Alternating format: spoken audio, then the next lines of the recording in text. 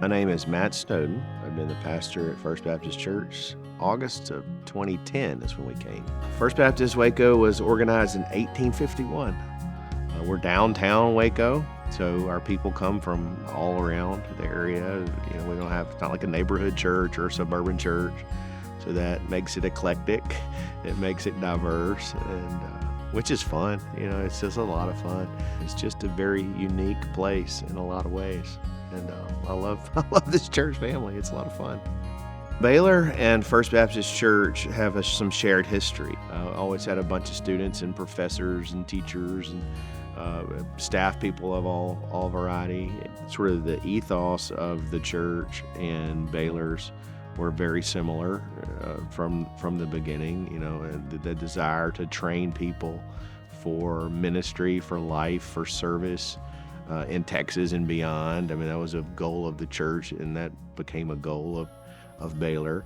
Soundings allowed us an opportunity to gather some of those people to speak very plainly and honestly about, hey, what we want this to accomplish.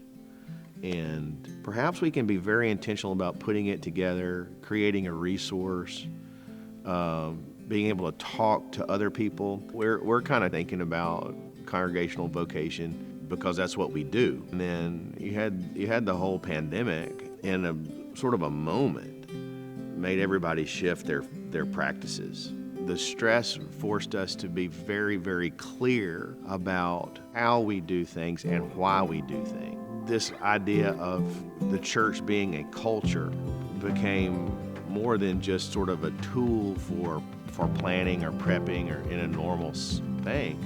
It became really like your survival kit. We put a book together, and then we started kind of using that in-house and also with our friends. The book that we published is titled Soul Culture, because it's a lifelong kind of thing, working the culture of a church. You have the basic constituent parts: beliefs, attitudes, values, goals, practices. Those things make up every culture in the world.